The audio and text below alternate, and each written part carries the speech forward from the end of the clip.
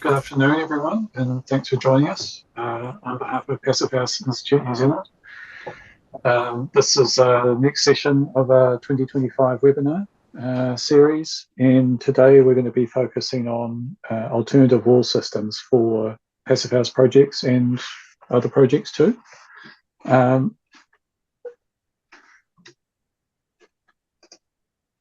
few housekeeping notes. So we'll be recording this session, so it will be available at a later date.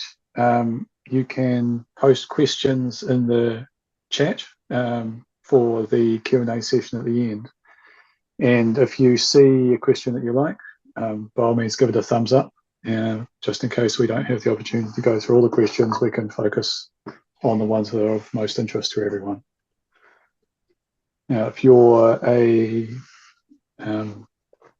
Passive House certified designer or consultant or tradesperson, you can earn points or claim points from this webinar, and the same goes if you're registered with the NZ Registered Architects Board, and presumably whichever CPD scheme you're part of, you may be able to claim points on an ad hoc basis.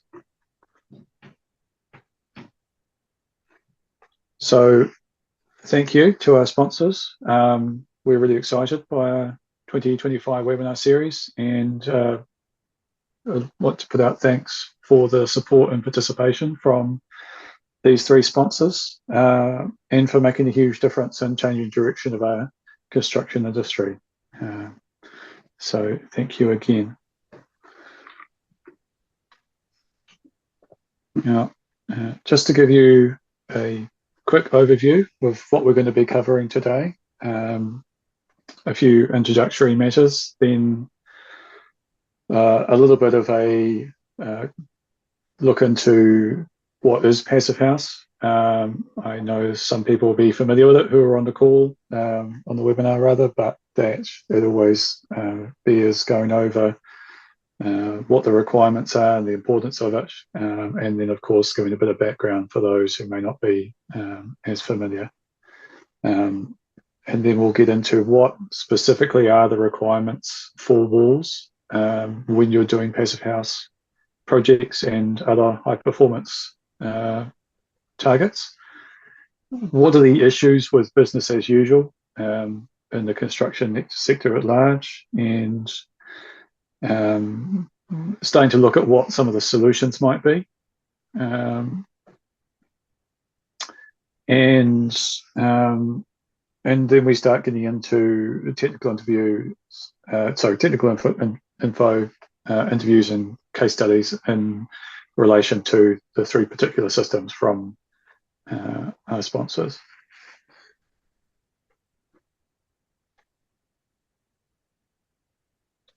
So just to introduce our speakers, I'll be presenting on the technical section and also hosting and doing the interviews. We have Michael from Atomised Structures Limited, based in Christchurch, James Clark from NZ and Stefan from Straw Sips, who have all kindly joined us and have contributed.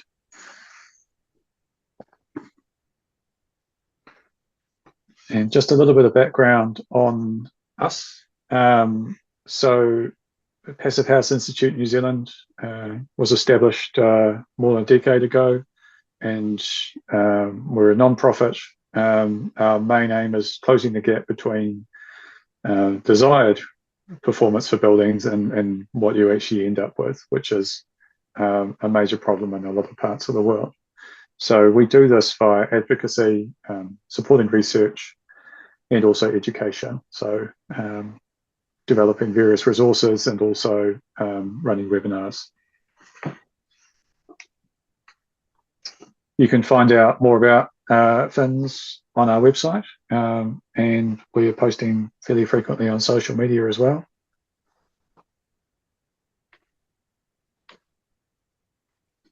And we are supported by members and sponsors as a non-profit organisation. So if you're not already a member, we'd love it if you consider joining us and Our membership directory on our website is actually one of the most direct and most visited pages there. So there's a lot of people who are actually looking for suppliers and practitioners, and obviously they're for the call. We also offer event sponsorships, organizational sponsorships, so please email us if you're interested. We'd really love your support. And we've got an events page. We are posting, as I say, on social media about all our events, but we also list all our events, local chapter events, conferences, future webinars on the event section.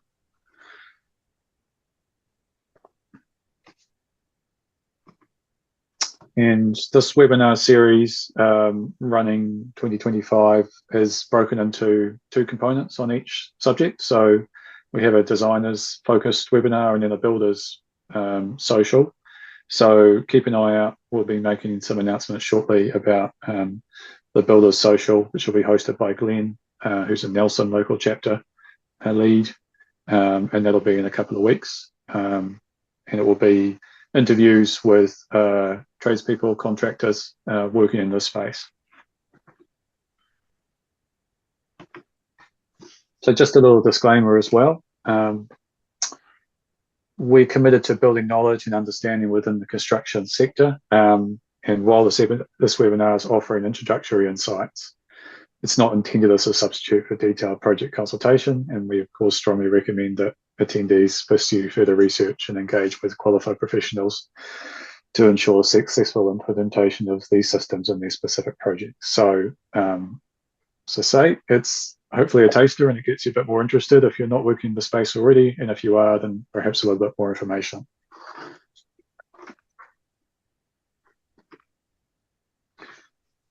Now, just a little bit of grounding about what is Passive House, which of course is important at this point. Otherwise, you might spend the rest of the presentation in the dark about what I'm going on about.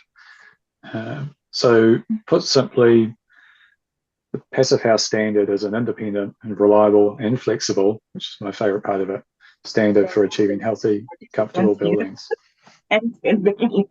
Sorry, can you please mute? Thank you. So it's a flexible standard for achieving healthy, comfortable, and incredibly energy efficient new buildings and retrofits.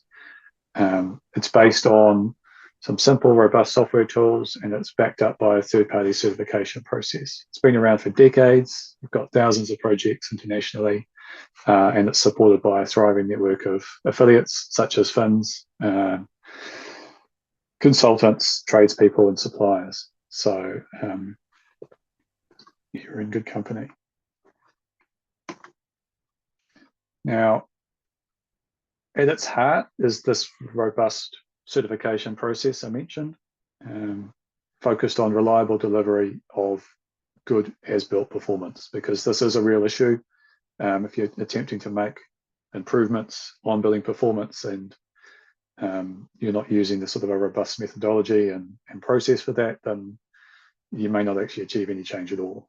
We've seen that happen time and again internationally, and the performance gap is a well-known issue. So as designers and architects, the steps in this process will be familiar to you.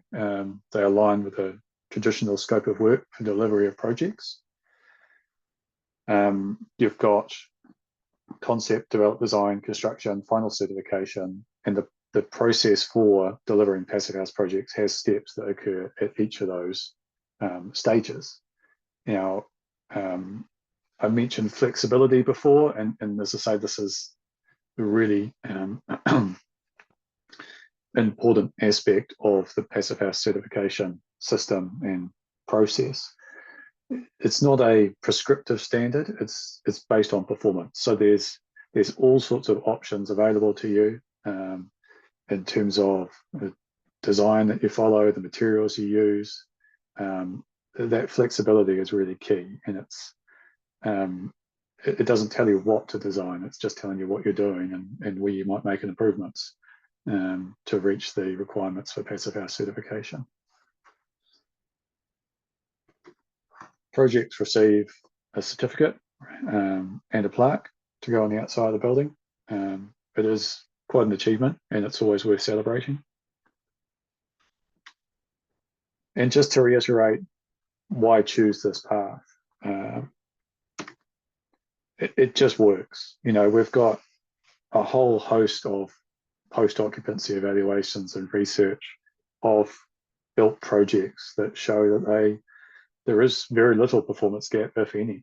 They perform as they're modelled, or very, very close to it, to the point that it's irrelevant. The gap is irrelevant, and it gives clients something which is not an unreasonable expectation of buildings, that they are healthy and comfortable and energy efficient.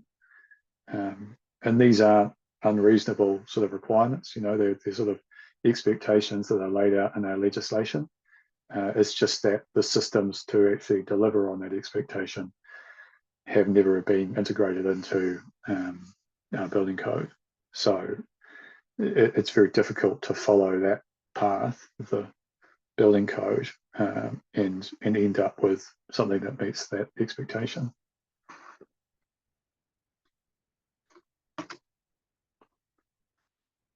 So what are the requirements for walls in the Passive House standard?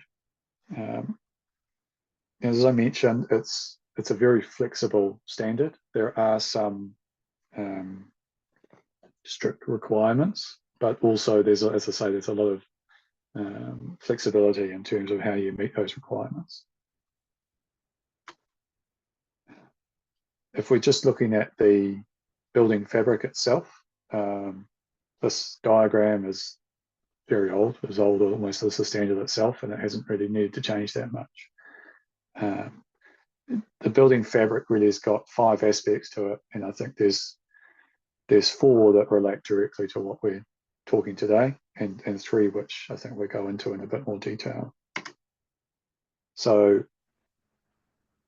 for your wall system to be of use or to meet your Passive House sort of certification requirements, it needs to be airtight, needs to be managing thermal bridging or eliminating it altogether, and it needs to have a robust strategy around the quality and the continuity of the insulation. I mean, all these are requirements in our building code in terms of objectives, like broad objectives, but how is Passive House different?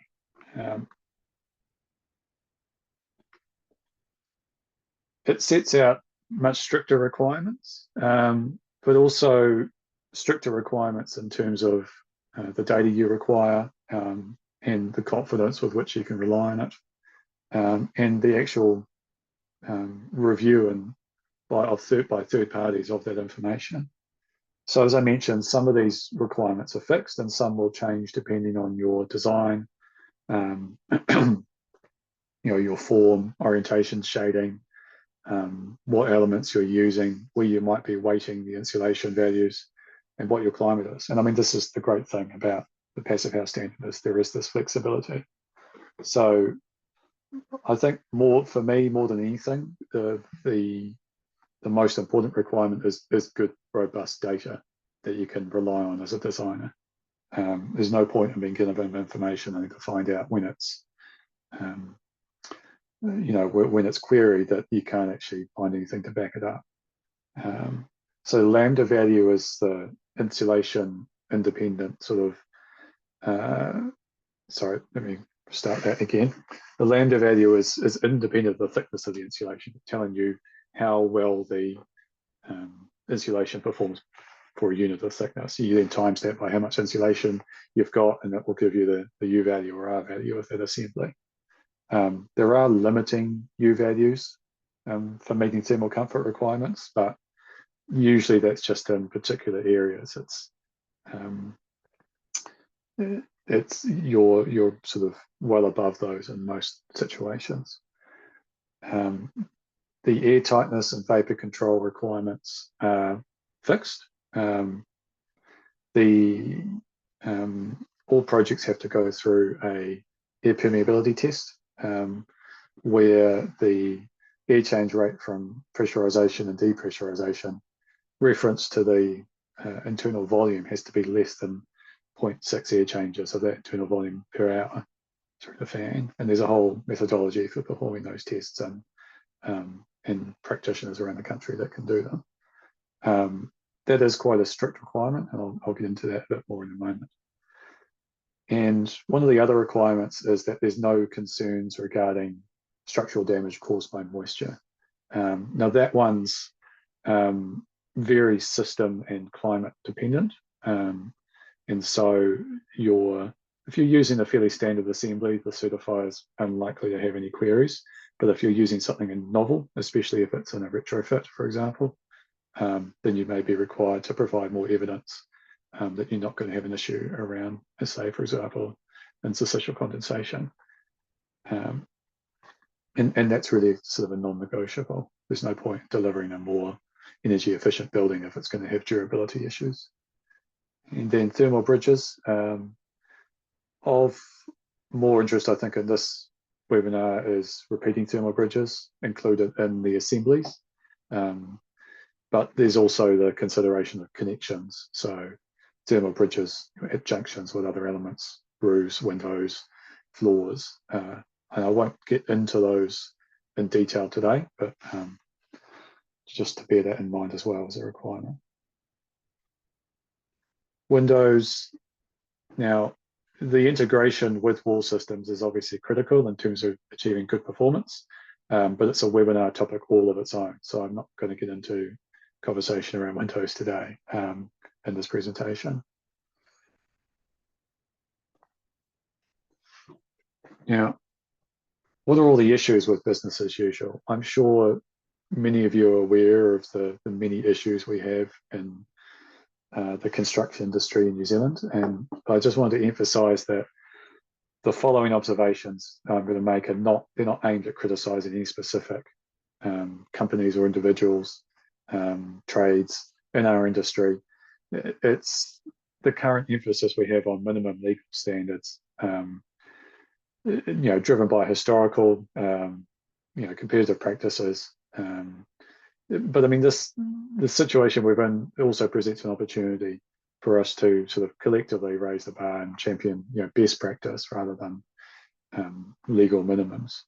So, we do have these standards set in the building code, but really we have to, use those perhaps as what they are, which is the legal minimum, and actually set a different set of expectations where higher quality is the norm. I do acknowledge the challenge in that. So the requirements for thermal insulation are fairly basic. Insulation should be uniform, filling the cavities fully with no gaps around or voids, and you're working around any sort of obstructions or services that have to pass through. It's a fairly basic requirement, but business as usual has demonstrated time and again that we're not meeting that requirement. Anytime anyone has done sort of a survey of the quality of insulation in most projects, there's always been deficiencies found, which is concerning because, I mean, the ones that are found have been fixed, but what about the projects that are not being surveyed? How much is happening out there that's just not meeting a reasonable level of quality?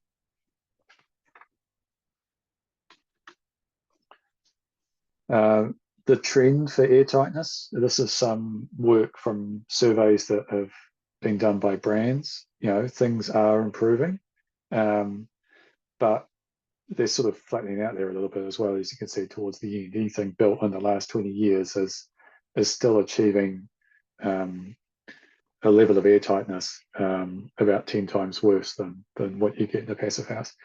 And I mean, this 2010 graph always scares me a little bit because there's some projects in there that are passive house, which is why they're sitting down at the bottom of that range. But there's also some poor people out there who've moved into a house that's incredibly leaky. So I do feel sorry for them, and they probably didn't have any idea until a test was done.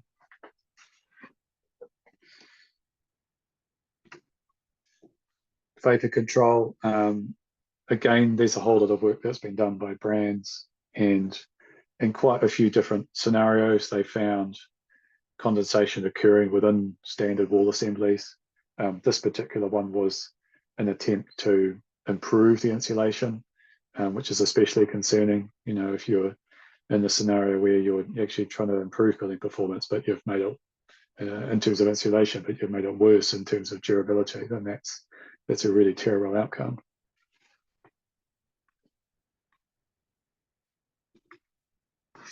And there's also been a whole lot of work that's been done around thermal bridging sort of within wall assemblies or typical pre-nail frames, and found that, I mean, I think this is well known and it's even been consulted on at the moment in changes to H1, that the assumptions around timber fractions in terms of our value calculations are wildly off. And that, you know, some of the percentages of framing and walls are scary sort of numbers.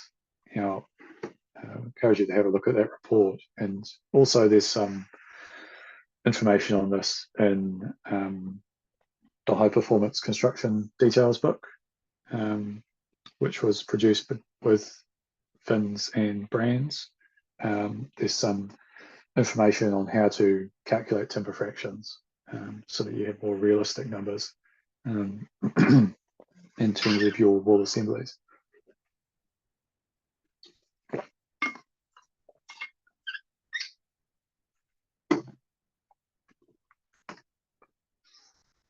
So what are the solutions?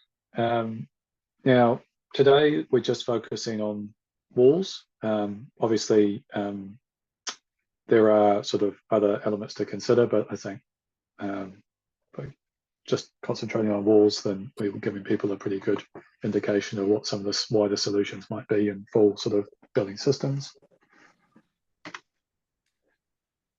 And this diagram is from Kai and Laura, their offsite manufacturing plan from a few years ago, which unfortunately has probably been cut. Now, offsite manufacturing, I think, is the focus of today's webinar, but I acknowledge that, you know, some projects can and do make significant improvements on business as usual when building on site. But there's a particular focus today on systems, and in particular, as I say, offsite manufacturing systems. And within that framework, we're focusing as well on panel systems using that same set of typologies, though I acknowledge that, again, there's different prefabrication typologies to consider for any project. You know, we are looking at panels here, but I mean, manufacturers, you know, can and do both, whole buildings, larger assemblies, smaller assemblies. So there's, as I say, the various sort of aspects of these options to consider for your project. Excuse me.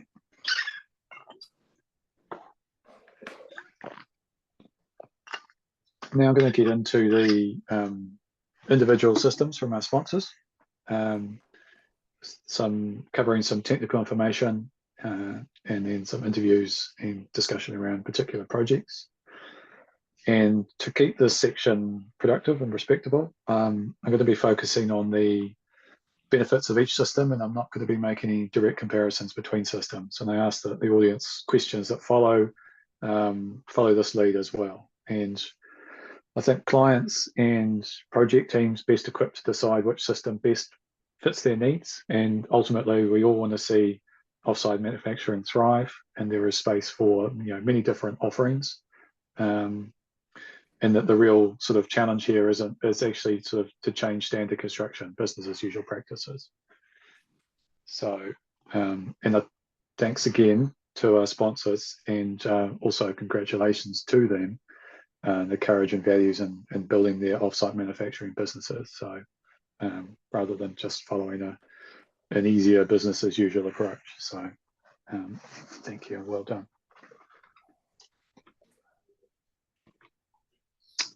Now, I'll start out with atomized structures, and I'll do, as I say, the structure here is I'll a little bit of technical information about the system, and then a conversation with Michael Hey everyone, thanks Guy. about, um, well, to give him the chance essentially to say a little bit more and to talk about the case study project. So now the system it's a timber frame based system with a wool bats or glass wool insulation infill, plywood sheathing, and a separate sort of air tightness layer. I mean, that's the kind of fundamentals. Obviously, there's a lot more to it than that, but just to give you the basics of the system. You've got a variety of panels, of thicknesses, and insulation options, as I sort of mentioned. I believe you're using Terralana and Knauf. And I think there's also some options as well in terms of the sheathing. You can, I think you've got options as well, haven't you, Michael, for whether Yeah, it comes with battens for the surface cavity. yeah. So And in terms of like the framing is more or less given, and we usually use Nelson Pine LVL there because it has been proven to be the strongest and straightest timber at the same time. In terms of insulation, the two preferred ones are Knauf and Terralana, but it can also be another manufacturer, or it could be timber fiber insulation. So those options are open, but we've chosen Knauf and Terralana in the info brochure because they are the most readily available ones. Sheeting can be plywood or OSB, pretty much anything that got a P21 test, which is a structural test in New Zealand for structural engineers to calculate with. And like you said, surface cavity can be adjusted as well, depending on what's required for the project. And cavity battens on the exterior will vary according to specified claddings.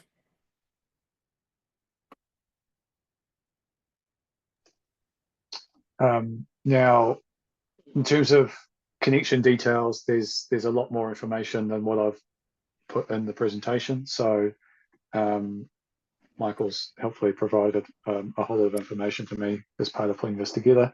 So there's a whole lot of considerations in terms of connections to other elements, and there's a whole lot of options as well in terms of floor systems. I believe you do floors, Yeah. So slopes on grade. we pretty much got the options for what to use. A piled foundation, concrete slabs, you integrate mesh timber in it, go with the NZS 3604 floor system, roofs as well, trusses, rafters, pretty much whatever you want to. We try to keep it as open as possible to leave as many options out there as possible. And yeah, there is a suite of connection details that we got done by a structural engineering firm here in Christchurch. Just thought it'd be too much for today. That's why we haven't put them in there. Thank you. Now, in terms of addressing the passive house requirements, I'm just going to get into thermal insulation first. So there's fairly good data available from one of the certifiers regarding the lambda values to use in PHPP software for the different insulation options. I've just highlighted the Terralana ones, but there's Knauf in the certifiers information as well, which is great. And I mean, I always love these photos in factories. It's the products that come out of factories. You can eat your lunch off them almost. It's the sort of the environment for realizing the quality that you require for passive house projects. So now for air tightness and vapor control, as I mentioned, you're using Proclima and Tallow, so a dedicated air tightness and vapor control membrane. You can see it here in this photo from the project on site. We'll get into in a minute. And I think it's worth mentioning as well that, I mean, there's 4 sort of strategies for achieving air tightness of vapor control, and not just in passive house projects, but in any project. And I think the 4 are sort of dedicated membrane systems like Proclimer and tallow, concrete, which we're not really talking much about today, sheathing, so plywood, strand board, oriented strand board, provided they meet sort of the requirements around sort of density and thickness. And then the last one is plaster systems. So there's all sorts of options there, and I think other than concrete, we'll actually be covering all of them today.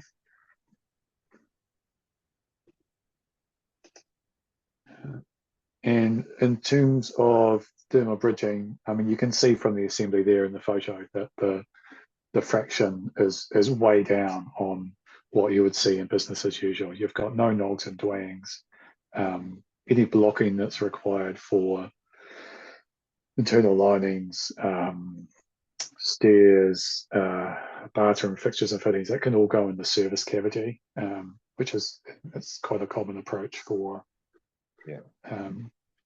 this and other systems, which I think you can see in the details there. So it's how you get those fractions way down. That timber content there assumed at 20%. I imagine when you're calculating, you're probably getting it a bit lower, depending on how you're calculating those junction thermal bridges as well. Yeah. So when we did the info brochure, we created that together with Karen Manson of Meta, which a lot of you probably know. And as far as I'm aware, in the PHPP, there's for the thermal bridge modeling, the bottom plate is, for example, taken into account in the thermal bridge part. But just to be a bit conservative, we've just gone, okay, let's look at standard walls and look at walls with a couple of windows in it and calculate every piece of timber in it rather than already pushing it down to the limit. So we were like, let's give ourselves a bit of leeway in the info brochure so that nobody gets caught out later on being, oh, it's actually 21% now or something like that. Okay. I had this slide in here because I thought this is where we start talking, but you've helpfully been provided some input already, and I think this works well. Now I've got some photos here of the case study, and I've got some further questions for you. Mm-hmm. So now I've got some general questions and some about the project. Yep. So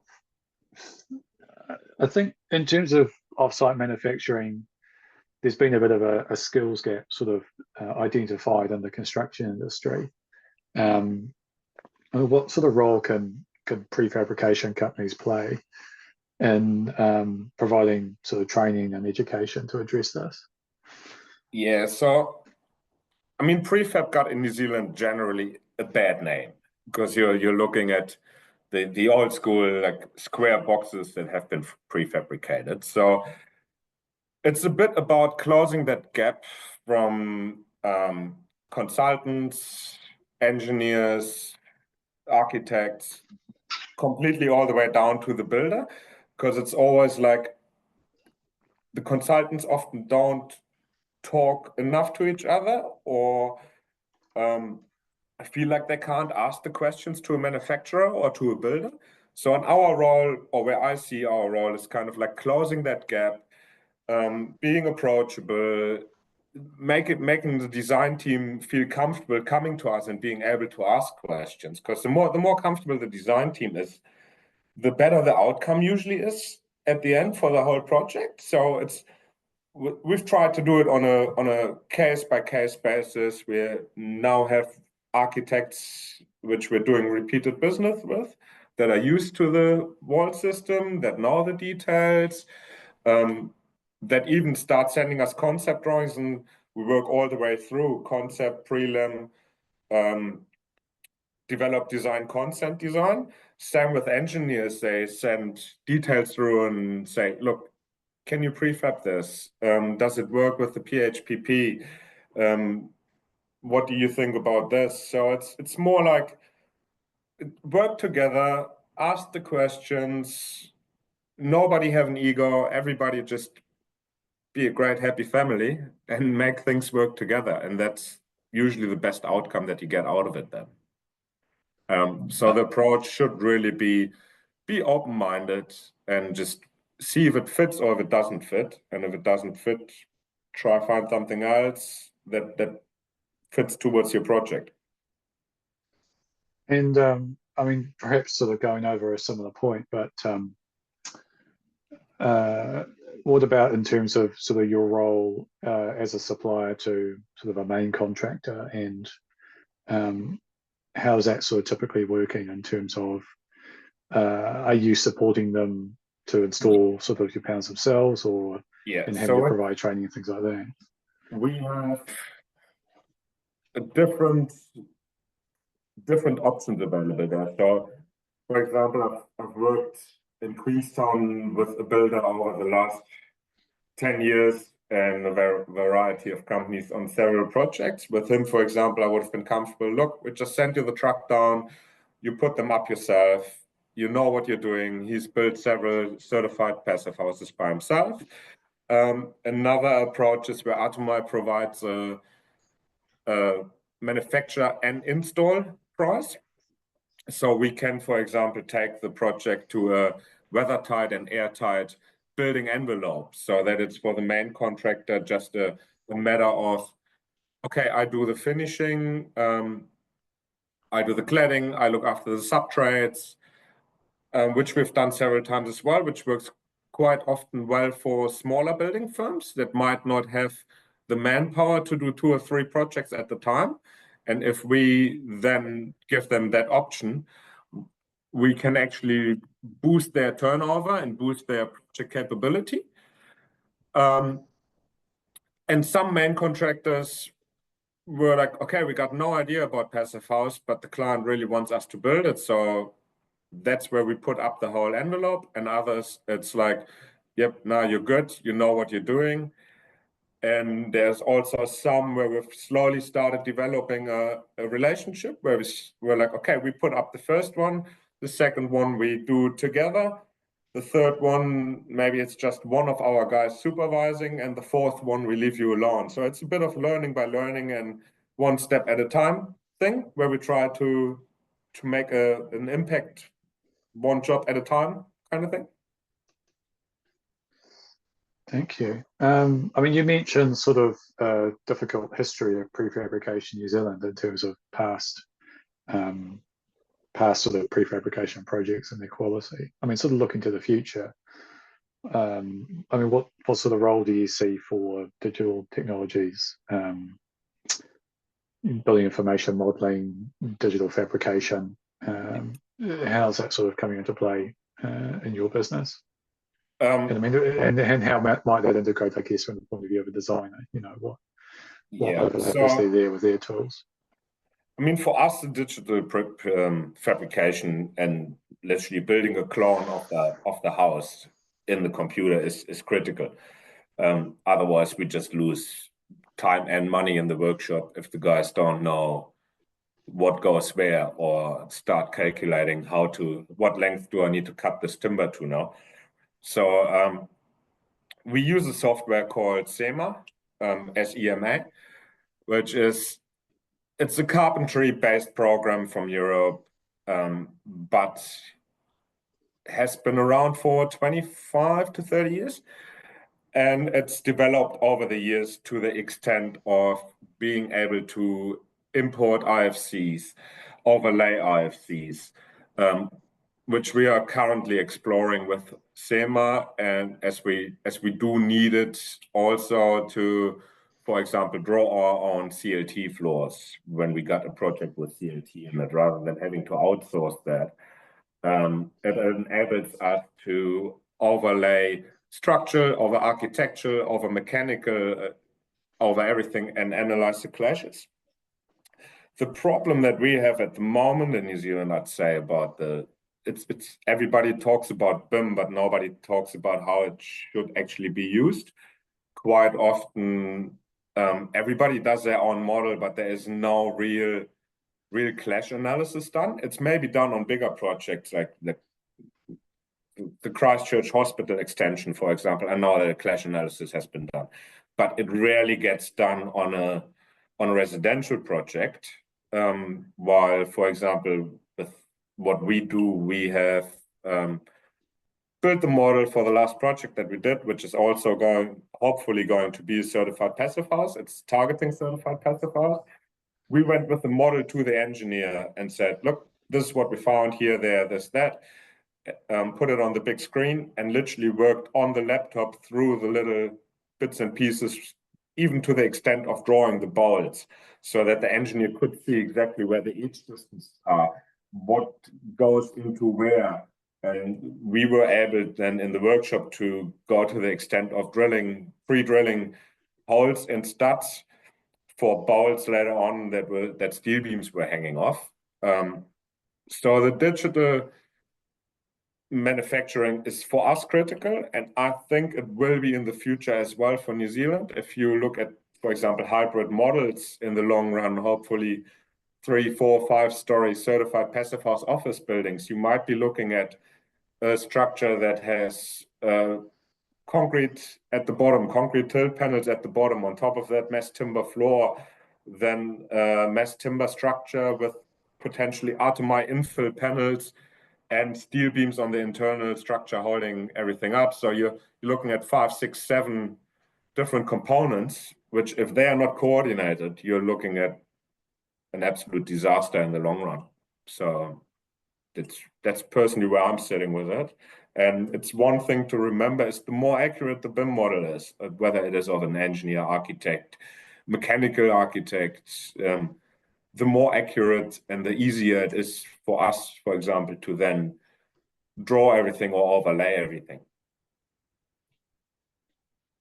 Okay. Now just switching to the case study, can you tell us a little bit about this particular project, including sort of how you became involved and also a little bit about the process for fabrication of the panels and installation, you know, where the materials sourced, where everything is prepared.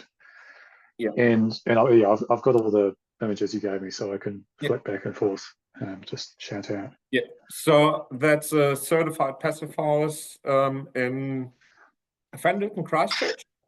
The client was Mark Teasdale and his family, and he is actually a part owner of Nest, which are doing developments here in Christchurch and are also targeting with several of their developments, like the low energy passive house certification. They have also always been trying to build better than code. And that's how Mark firstly got interested in, like, I want a certified passive house for myself and my family. And we at Atomai have with the parent company, Simon Construction, a long-standing relationship with Mark over several commercial projects. And this is how Mark came to us and was like, look, guys, I'm looking at a really tight time frame. I want this 100% to be certified passive house. That's why I would like you guys to build the project. And the project came to us probably at somewhere in between prelim and develop design. And then we've worked really closely together with Mark, Simon Construction, and Atomai to get it there where we wanted to, and having Aaron with via architecture there as a passive house designer, having him involved, changing smaller details, nothing major in reality, changing them out, and then it was pretty much just business as usual for Atomai, and making sure that everybody did the roles they're supposed to do it. So Atomai pretty much the weather-tight and airtight building envelope. Simon, yeah, that was pretty much our job there, yeah. Then Simon was looking after cladding and certain interior things like the internal doors, etc. And Mark was looking after all the subtrades. So we had Off Simon, one of the construction managers, wrote the program up in coordination with Atomai and Mark. And we've worked really closely together until everybody was at a point where we were like, yep, we're comfortable with this. We know it's tight, but it can be done. And then in terms of materials, they were pretty much the standard Atomai wall. So it was 9mm plywood, which is EcoPly, locally sourced of Carter Holt Harvey. Then you have the Nelson Pine framing, and even this being done during the shortage of building materials. It was not really any issue for us to get our standard products. Knauf insulation on this one is obviously imported. The Proclaimer products, never an issue to get your hands on them. Imported product as well, and the service cavity is essentially just your standard purlin.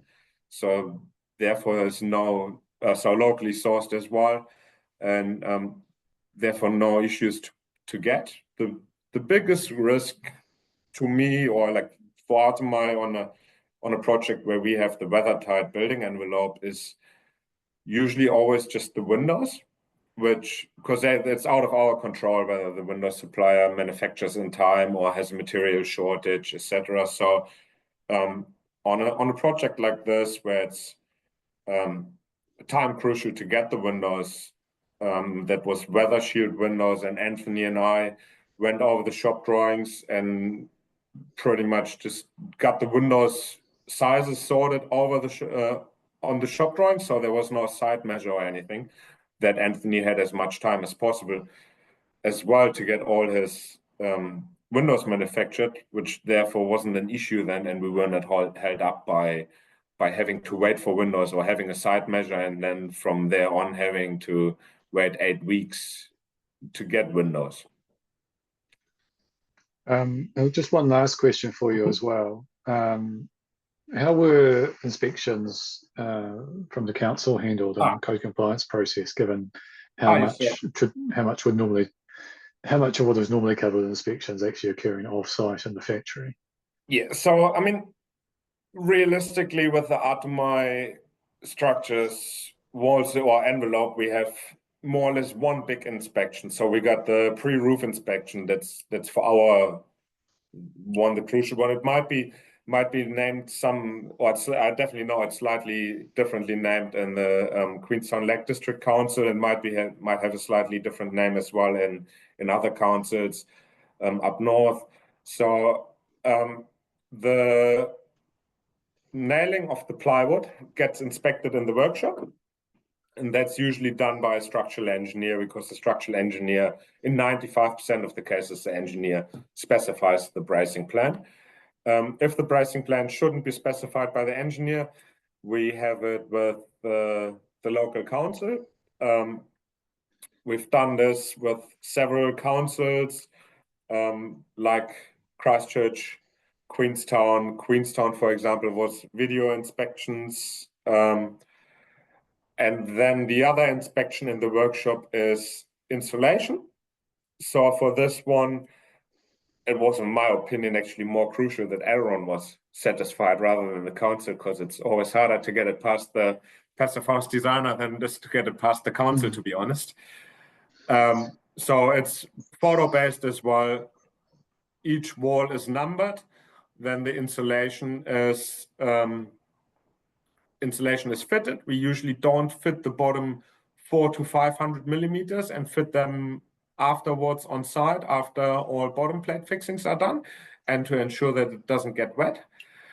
And Elron was satisfied with the photos, and then you can see on each photo the wrapper of the insulation with the R value and how the insulation is fitted. And depending on the size of the wall panel, I usually take like 2 to 3 photos one like that shows the whole wall panel, and then a close-up from the left and a close-up from the right. And then the pre-roof inspection on site, the structural engineer inspects all their items. So fixings are still visible, like bottom plate fixings, corner junctions, roof fixings.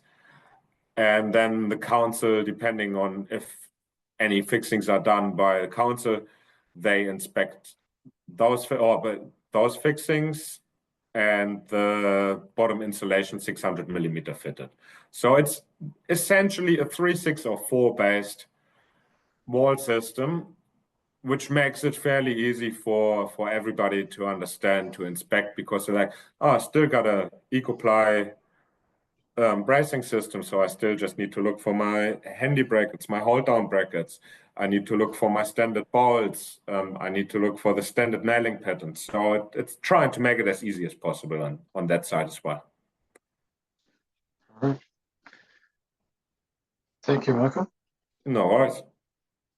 Now we're going to jump to NZ SIP.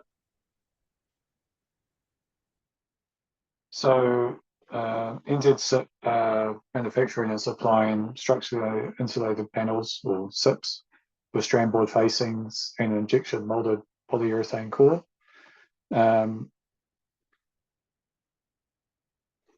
The panels themselves will be typically clad over with a sort of typical E2 weather tightness system. And then on the interior side, there would be a surface cavity normally. So some similarities there with the previous system. You've got walls, floors, and roofs, though we're mostly just focusing on walls today. And the option of building on a slab on grade or on a SIP floor as well. You've got a wall underlay that will go over the panels, and I'll go into a bit more information in a second. So that's one of the typical details for sort of a wall roof junction, where you've got a roof panel there which sits on and is screwed into top of a wall panel. The big difference with SIP panels from, say, timber frame construction is that the insulation, as the name says, structural. So it's fundamentally a different method of sort of resisting the loads. And with this particular system, the panels are joined to adjacent panels with what's called a cam lock system. You can see them sort of edge on a bunch of wall panels. The panels are sort of pushed together, and then there's a key used to essentially turn a hook that hooks the two panels together at various points. I mean, that's where you've got a wall panel meeting a wall panel. If there's a corner or a window or a door, then it's a different system. In terms of the insulation, you've got sort of a range of different thickness panels based on sort of nominal framing sizes. So a 115 wall panel, for example, has got a 90 thick insulation core, and then any framing that goes in there around openings or corners is the same thickness, and then you can go for a thicker panel as well. And again, the certifier's got the data around the aged value for the polyurethane that you can use in PHPP. And again, as I say, I love photos of panel components in factories stacked up and all ready to go. As I say, it's such a sort of clean environment for getting sort of good quality work done. You can see all these panels stacked with blocks. Panels have voids, as I say, where you attach them to bottom plates or slot in top plates to join the whole system together. In terms of air tightness and vapor control, so the strand board facings are taped on the interior side. So you've got a continuous layer once they're installed, and then taped to adjacent components. And the strand board, in conjunction with the polyurethane core, is providing the vapor control as well. and they've sort of got a note here in the calculations around R values. I mean, I think for anyone who's doing passive house projects, it's less sort of attention paid to R values, which is more to do with H1 compliance, and that you're actually looking for the lambda values that we mentioned before and the timber fraction, so that you can make your own calculations around how the wall performance is doing. And then there's an assumed value of 4% here, and obviously that's going to depend on the design of the project, how complex it is, how you're actually calculating the connections, whether you're counting that timber in the U value calculations or whether you're calculating as a separate thermal bridge. And then now I'm just going to jump into, James, if you're unmuted. Okay, I've got some questions for you. Yeah. G'day, Guy. There you go. Hello, everyone. Good. So thanks for joining us. Thanks for having me. Some general questions about the industry and then some specifics about the case study project. And I should probably mention as well that the project is one that we worked on. So if it sounds like I know a little bit more about it, then that's why.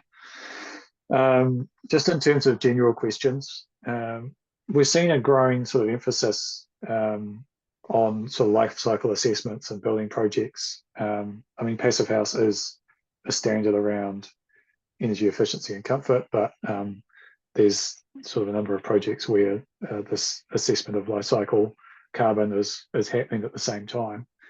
I mean, how do you feel that prefabricated wall systems sort of in general, and perhaps your system in particular, contribute around environmental footprints and construction compared to sort of traditional methods? Big question, Guy. Sorry. Yeah, no, but I think, yeah, I mean, prefabricated systems, there's so many pluses to what our sort of overall footprint looks like. For NZSIP, we did our environmental product declaration to try and understand that a bit more. You know, what kind of impact were we having? What methodologies could we implement to reduce any impact that we might be having environmentally? It was a great exercise for us, but I think more importantly, when you are manufacturing in one place, everything gets reduced, you know, in terms of transport to and from the premises or to the site. Material waste, I think material waste is a big one. Waste from site, and landfill, you know, the list is long when it comes to what can prefab methodology offer for the future. Yeah. In terms of NZSIP, like I said, I mean, our EPD played a big part in the way forward for us, and how we reduce our impact on the environment. Obviously, our SIPs being polyurethane, high R values, those kind of things, stripping out timber, which fundamentally, again, reduces the waste impact of what our system has to offer. Yeah, but like I say, it's a massive question, Guy. And one I think Prefab NZ are working hard towards flying the flag on. Now, I mean, sorry, another question. How do New Zealand banks kind of perceive risk and value in prefabricated buildings or systems rather? I mean, what sort of steps are needed from your point of view to help with financing, particularly sort of payment claims or off-site payments and things like that? Yep, I definitely think New Zealand banks need to take prefab more seriously and have a deeper understanding of it. You know, it's a big industry now. It's no longer sort of, if we look back 10, 15 years and there wasn't too much of it going on to where we're at now, then yeah, I think banks still have an old model of how their lending goes towards house building. And I do think they need to adjust and get with the times. At the end of the day, I know Scott Fisher, Prefab, is aware of these kind of challenges, but banks still today create hurdles that are unnecessary. And I get everything. There's risk, and I can understand some of it, but they do need to get on board. You know, it's something that day to day we're still pushing for, that they have a deeper understanding on it. And you know, I hope that they recognise prefab as a ever growing industry that should be taken far more seriously in their world. Now, jumping onto the project, can you tell us a little bit about, from your point of view, and then the sort of process for fabrication and sort of delivery, just to give a bit of context there? So this one is Cheshire Street, and I think this one has some complexities around it in terms of acoustic, fire rating consideration, and site logistics. You know, I think Michael articulated a lot of this very well in his chat with you earlier, and I think this project specifically was really early engagement with yourself and other members of the build team and design team. I think what this demonstrated for a lot of people that are thinking about starting out in prefab manufacturing is the importance of investing in your technical literature in terms of doing your fire rating, doing your acoustic rating, and being able to offer the designer those options, but also understanding the constraints your system might have from the get-go, you know, which allows the designer, which was in this case was you, Guy, to go with this system all the way through, knowing that it can meet what you need it to meet to the end. And like I say,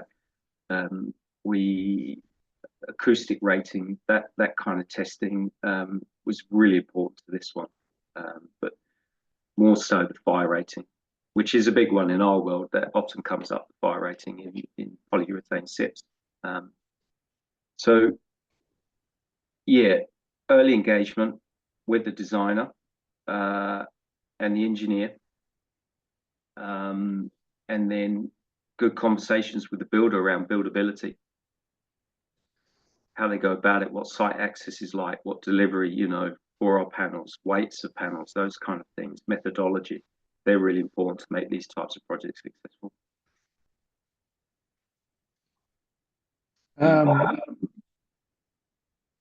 Now, I sort of asked this question earlier around compliance, Michael, but it's probably worth reiterating here. I mean, for an off-site manufacturer, what sort of preparation, I guess, do you find you have to do in terms of smoothing the compliance pathways? I mean, we've talked about banks already, but I guess now we're talking about sort of councils and demonstrating compliance.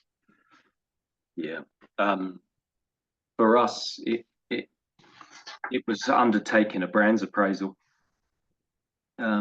Originally, we established in 2016, and our first step was actually a code mark, which was very desktop-driven analysis, which we didn't feel was enough for what we were doing. The easy solution for us would have been to have a SIP that was 3604 timber frame driven, no cam locks, timber splines. You know, we were urged, one or two parties, to go that way for simplicity, but we were really geared towards trying to produce panels for the passive house pathway, and you know, those of us that involved have built passive houses. We've been in that space. So compliance, we made the decision to get brands appraised, and through that whole process, it enabled us to understand a bit deeper of what we would need in terms of testing regime and the technical literature to meet compliance. Always an uphill task, and it's always you know, financially it's not easy, but where the brands appraisal got us to was it gave regulatory bodies a deeper understanding of what our product actually was and what they need to be looking at in terms of compliance detailing and how it complies. So that brand's appraisal for us really was the key to it all, to be honest with you guys. Thank you, James. Thank And you. now moving on to straw sips. And we have Stefan here. So I'll just go through the system, and then I've got some questions for Stefan as well. So straw sips is a load-bearing double stud timber frame panel with compressed straw infill insulation. It contrasts that with probably the type of straw bale construction that we've seen more traditionally in New Zealand, which is working with bales. Correct me if I'm wrong there, Stefan, but you're not actually working with bales. You're just working with straw and repackaging it in each panel. Is that correct? Yes, initially we start with bales. You sort of have to get it that way, and then they're broken down and sort of repacked into the frames. Okay, so you've got two layers essentially. So I mentioned a double stud system. You can see one of those panels edge on there. So not actually a huge amount of timber framing there, and actually quite a lot of insulation. Again, Straw Sip's got sort of a great set of documents that I encourage you to have a look through. And giving you the construction of each sort of panel type, because there are a number of different panel options, walls, sloped top walls, headers, footers, and quite a lot of information on their construction, and a great set of construction details as well as to how to interface the panels with adjacent construction elements. So here we've got a skiddy roof, detailing how to connect in the air tightness layer on the roof with the walls. This is the core panel in the middle here, and then you can see I'm not sure if you can see my mouse, but on the outside you've got a wood fibre rigid air barrier on the outside, and then a clay plaster on the inside. And then that's a detail to the base of the wall, showing it on a suspended timber floor with a base plate assembly with further insulation in it. So, and your air tightness connection as well. In terms of insulation, there's a helpful sort of breakdown of R values by layer, and as well as the surface RSI values that you can use for U value calculations. There's some information on straw thermal conductivity from the certifier, and I believe, correct me if I'm wrong, Stefan, it is dependent on how the straw is actually oriented within the panel, and also what the species of straw is. Maybe you could elaborate on that for me. Actually, I probably should have checked that with you before putting all the data in. Yes, slightly. Probably the more and more that they've tested straw, the more that they've found that it sort of averages all to roughly the same sort of values. I think that typically like the lambda value ends up being somewhere between 0.05 and 0.06. And its straw's not as uniform as manufactured material, so it's very hard to say all of your straw is running in one direction. And often in the end, within a bale or a panel or something, straw's got a mix of everything. So in a lot of testing, they've found out it's more or less within a range that's pretty close together.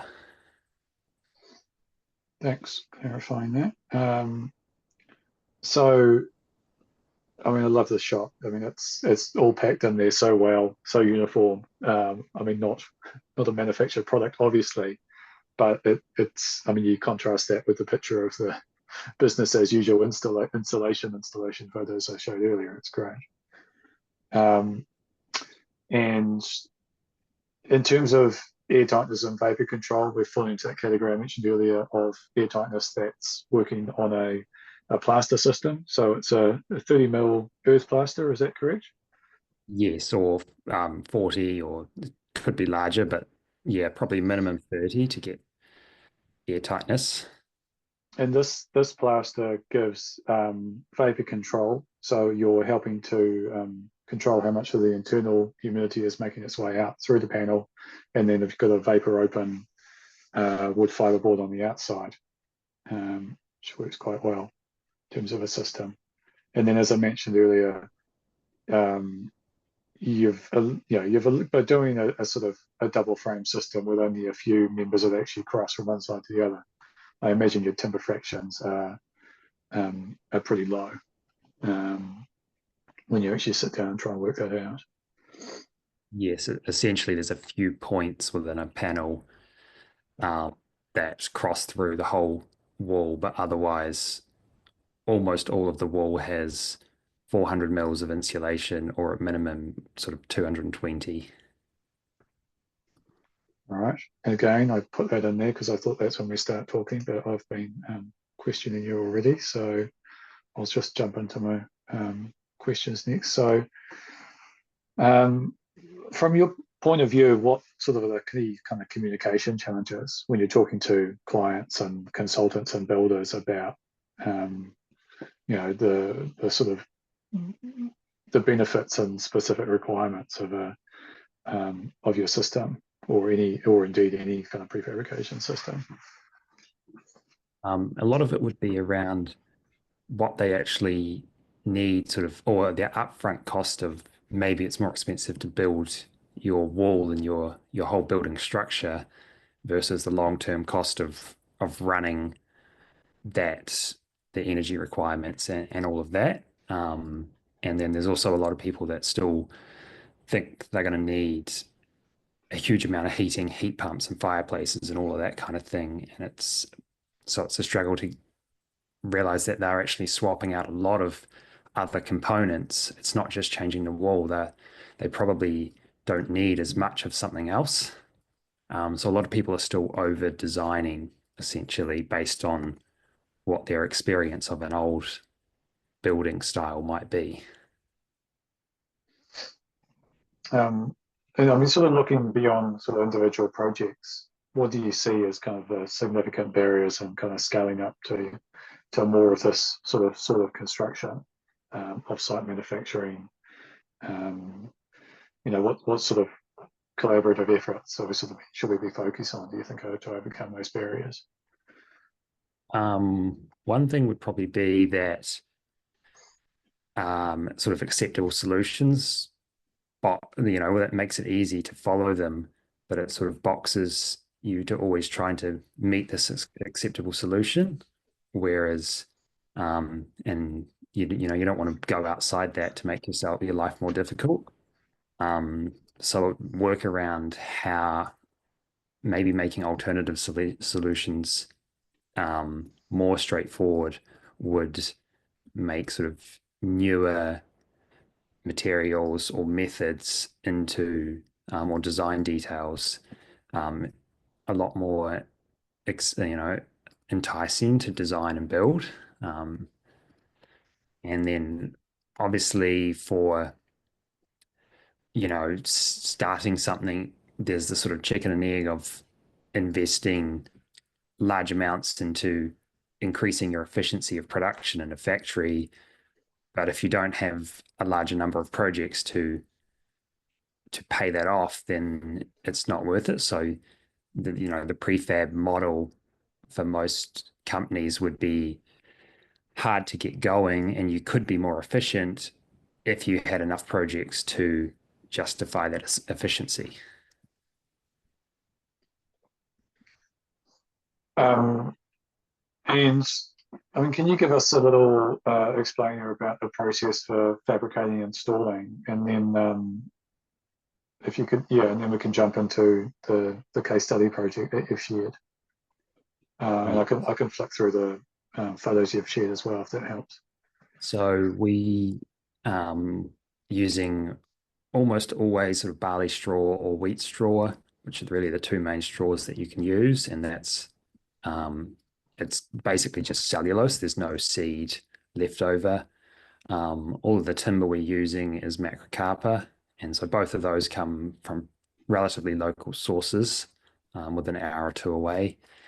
And the whole panel is made inside sort of a custom hydraulic frame press, sort of on flat position, and the straw is compressed into the timber frame as it's held in place by a steel frame, so we can achieve the right density and fix everything together.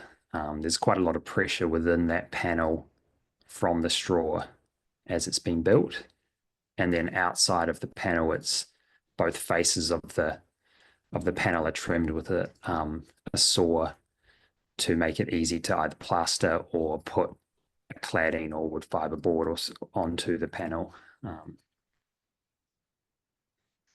And can you tell us a little bit about the project as well? It sounds like a demonstrator, but I mean, is the intention to use that as an office or accommodation? This is actually, it'll be my place where I live. It'll be sort of used as an office as well, and a place that people can come and look at. But it's so small, it's about 30 square meters just on basically a back section. And the idea was to hopefully get to sort of a passive house standard, which ended up not being realistic just because we used some recycled windows, which, are not airtight and don't have the best sort of glass, relatively old. So there's a few things like that, but all of the details surrounding that, it's got mechanical ventilation and sort of typical air tightness through the ceiling, and then using like those tapes next, sort of the ProClimber tapes, which attach to like a timber, and then we have the mesh, so the plaster will become the air tightness layer where it attaches to something else. And so the aim was to show how the straw SIPs could integrate into what's relatively standard floor and roof and window detailing around sort of passive house details, and not go too far outside of, focusing on just doing the straw and not doing the rest of the building as something different. Okay. Quality control is major. I mean, we've talked about this a little bit already, but it's a major advantage with offsite manufacturing. Fairly essential requirement for achieving passive house certification. And what sort of QA processes have you developed as sort of part of your system? So we would fully model the whole building, and that gives panelizes the whole design and all the cut lists of everything that's needed. And then that makes it relatively easy to follow. Also, you can kind of see that all the panels are more or less the same, which is good for us to build it, but it's also good to install it. Most of the panels, the top and the bottom is the same, so it doesn't matter which way you install it. And that's his idea, is to reduce the amount of potential mistakes that you have building or installing. And then a few things around, we use density of the straw and the weight of the straw to control how much we're putting into the panels, and then checking for moisture management, and then documenting all of that with photos as we're building. And so every panel essentially is numbered for what type of panel it is, to make it as straightforward as possible to figure out what goes where on a building site, and when it's been built, what pieces you need to put that together.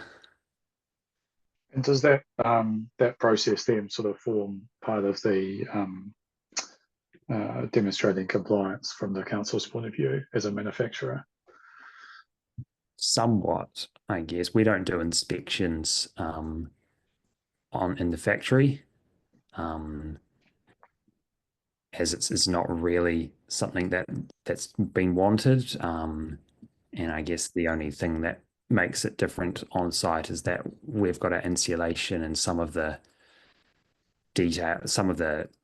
fixings would be more difficult to inspect, but typically our details take all of the fixings out of the internal of the wall because it's too hard to install something like a hand rack into the straw. So a lot of it's visible on site anyway. Yeah. I mean, are there any sort of challenges around sort of a mixture of modern and traditional methods? You've got straw and clay plaster, which have a great history, and then you've got you're mixing that with air tightness membranes and MBHR systems. I mean, is there any sort of challenges there, or are you finding that everything works together quite well? Everything works together reasonably well. There's obviously a few challenges, and we get asked a lot about electrical and plumbing and that kind of, and how that works. And it is one that we obviously trying to keep moisture and potential water leaks from plumbing away from the straw. So that's always sort of separated in some way, but it's really just about having other trades on site, and people designing, knowing, or like being willing to understand how our system might require a few different details with that. Nothing's actually that complex. It's just sometimes different. All right. Thank you, Stefan. Thank you.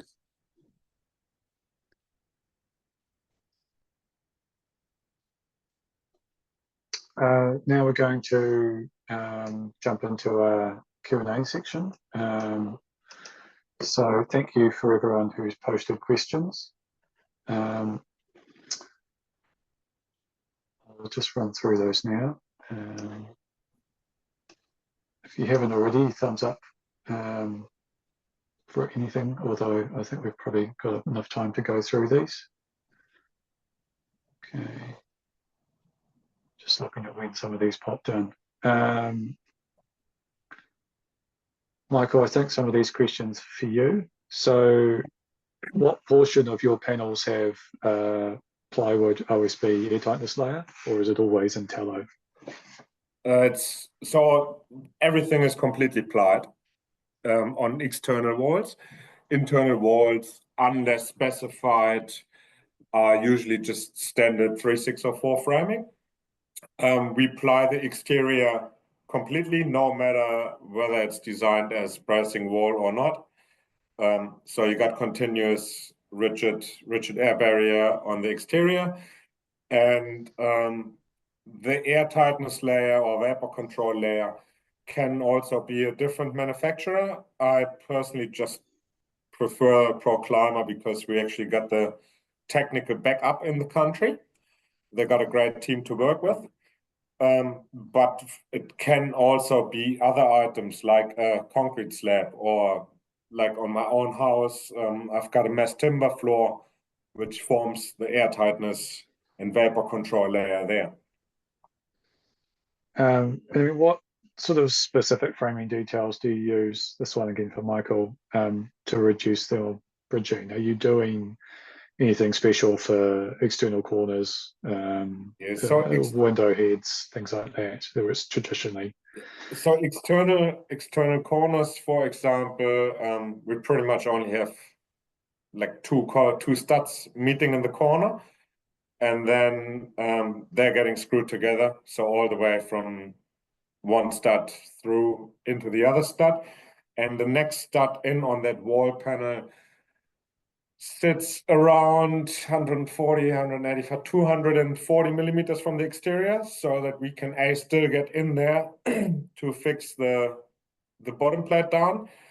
And secondly, then that corner gets completely insulated, and the service cavity arches over the last stud by around 60, 70 millimeters, and the corner for jib lining is then formed with, or jib plywood lining, whatever you might be looking at, is then formed with a stud saver or metal angle, rondo angle, something like that.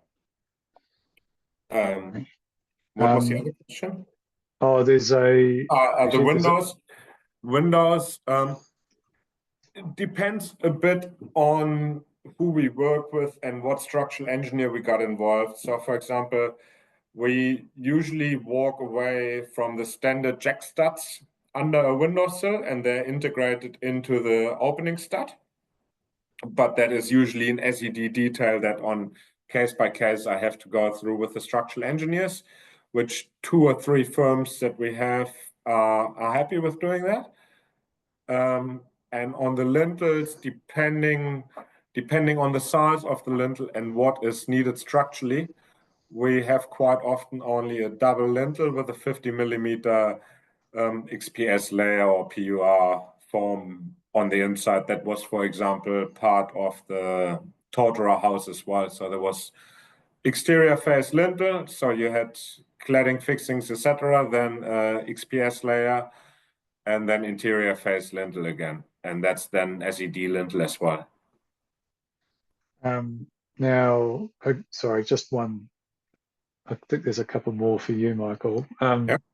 It was weather shield windows on the case study, wasn't it? Yeah. Yeah. So okay. aluminium outside, aluminium.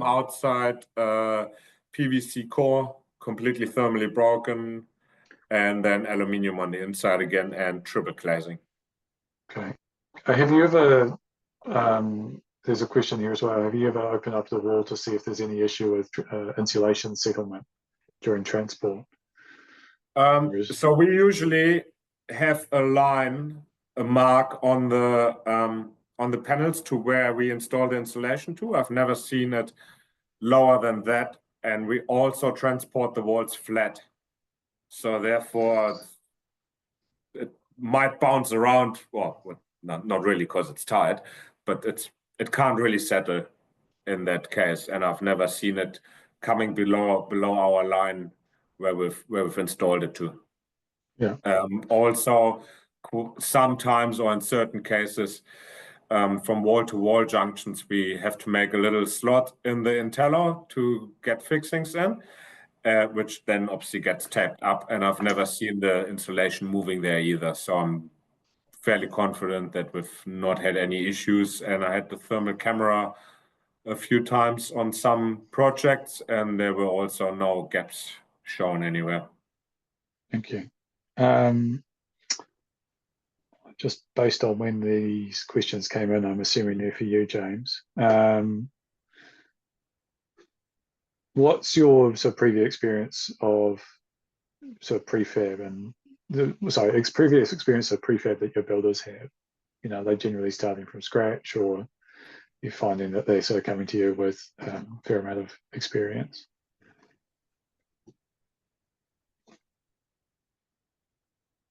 I think you're muted, James, actually. Thanks, Guy. A lot are starting from scratch, but they seem to have a grasp a good understanding, which is another key point in why we run workshops, install workshops. I've got one in Christchurch with Damien McGill, Warren Clark, end of this month, where we offer site support for the builders and training as well. Mostly involves me going to projects and getting them up to speed. But the principle of how our panels are assembled is very basic. It's like standing timber frames.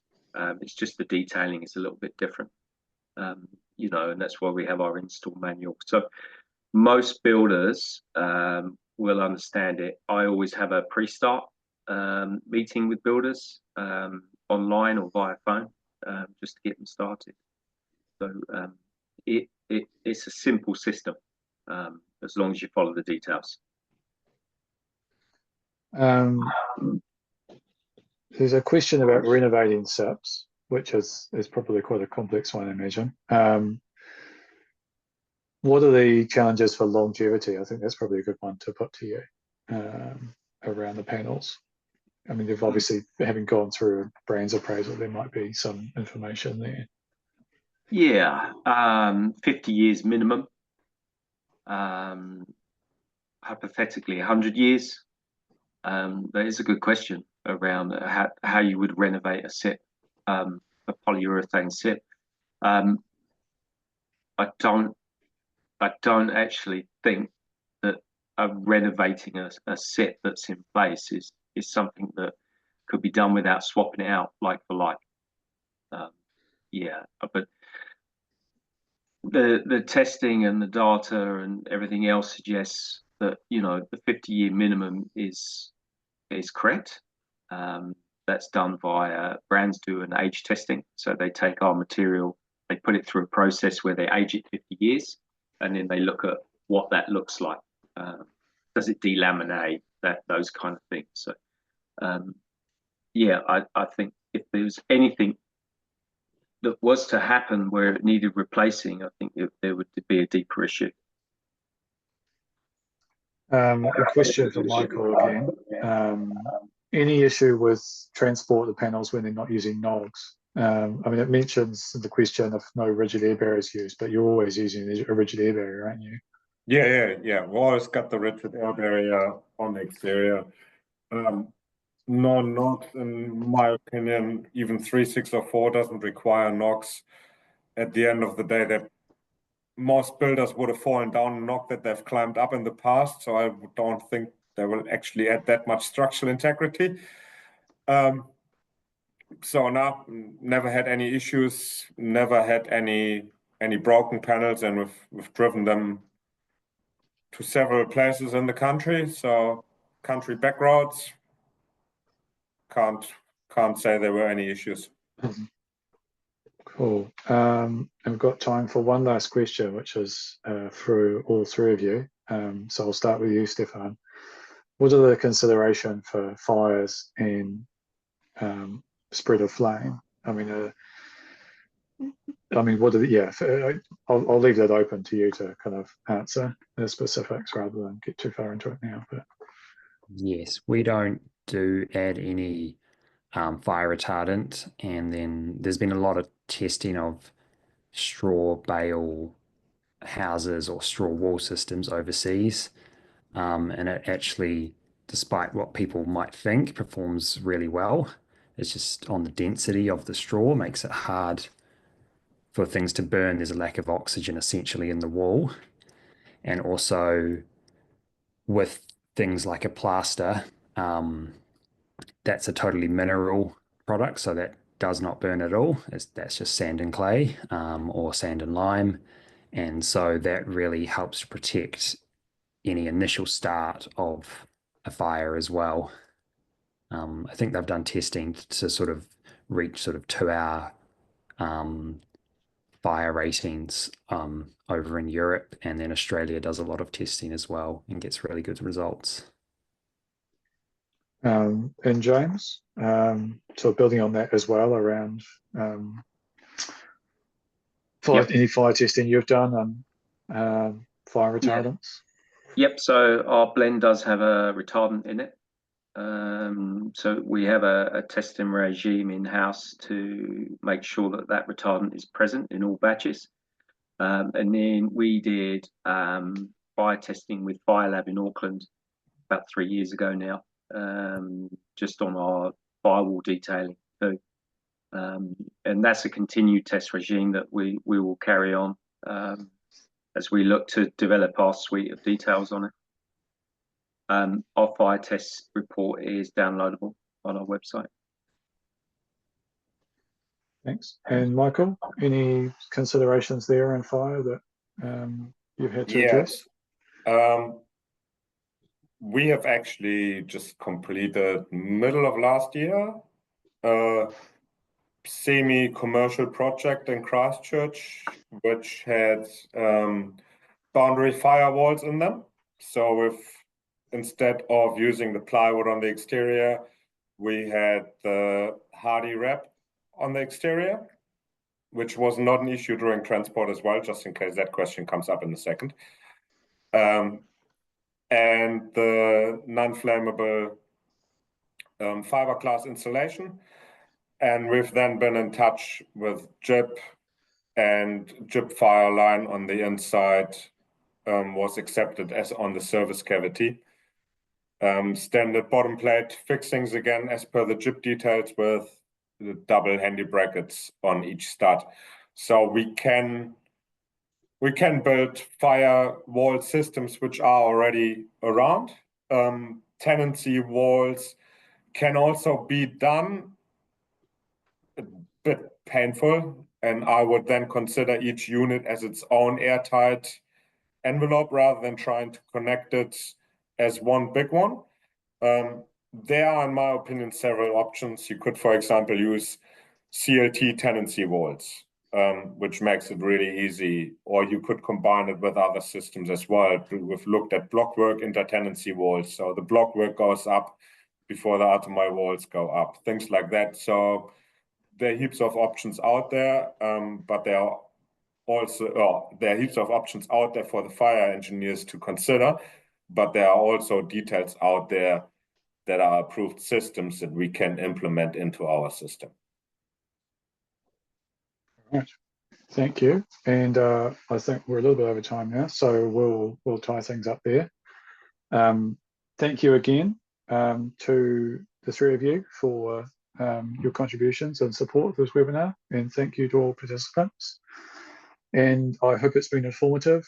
And of course, if you do have any questions, can reach out to these three companies, or you need to general passive house questions to PHINZ, and we'll do our best to answer those. And as I say, keep an eye out for events, updates, including future webinars in this series as well, including the Builders Social one. So thank you, everyone. And yeah, enjoy your afternoons. Thank you. Have a good weekend. All right. Thank you. Bye.